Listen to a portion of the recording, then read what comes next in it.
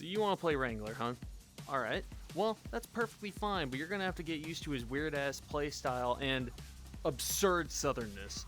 So let's get immediately into how you should play Wrangler, how it fits well into a team, and how you should build Wrangler for higher hazard levels as well as what weapons you should use.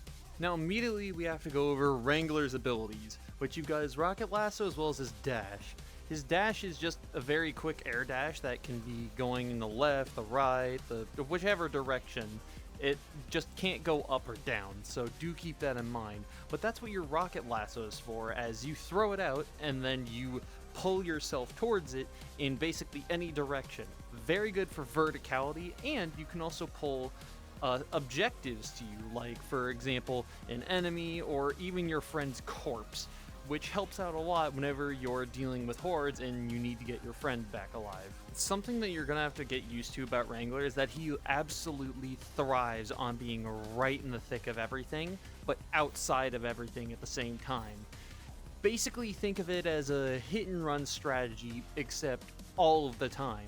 You can get a lot of speed, do a lot of damage, get in and out with immense precision, and all while being the most southern motherfucker alive, which is enjoyable if you can tolerate it for long enough. Wrangler's role in a team is kind of interesting, as he's a pseudo DPS class that can also help provide support whenever things start going sideways. The main way that Wrangler is able to be this pseudo DPS character is due to his mods. While Scrapper and Glider are a lot more focused on being able to move and support the team with movement and heals, Wrangler and Bruiser fit into the weird area of Bruiser supports heavily whilst also being able to deal damage, and Wrangler supports while being able to do that damage, getting out and only being able to do the most when shit goes awry.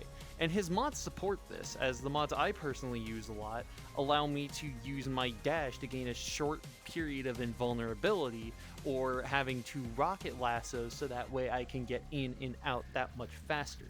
Wrangler is the ultimate hit and run character, and any higher hazard levels are extremely supportive of this. Now, while I say that Wrangler is a hit and run character, technically speaking, any weapon can be useful for him, but the one weapon that I highly discourage is the Carver, specifically because it's a weirdly niche weapon that requires you to be on the ground and standing still for a decent period of time.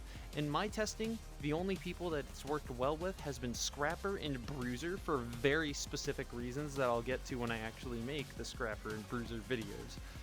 You can use virtually any other weapon and do well with it. It's just that you have to mold your playstyle around it. So if you're using something like Swarm Launcher and DMLR, you can dart in, use your Swarm Launcher, and then get back out to start picking off targets with the DMLR. Or if you're running Cycler and Jackrabbit, run in, use your Jackrabbit, and then run back out to regain more ammo with the Cycler. It's a weird strategy, but I found that it works wonders on higher hazard levels when you're dealing with autocannons. Overall, when you're playing Wrangler, make sure that you're not only being mindful of your own health, but the health of your team. Because again, Mycopunk is a team-based shooter, so you're going to have to make sure that your friends are still alive, otherwise you're going to very quickly end up just being on your own fighting a horde. So yeah, utilize your rocket lasso as much as you can, dash so that way you can get out of sticky situations, and overall just be overtly southern and annoy the shit out of your friends as well as Rochard, because fuck Rochard. Anyways, that's gonna be it from me. Bye!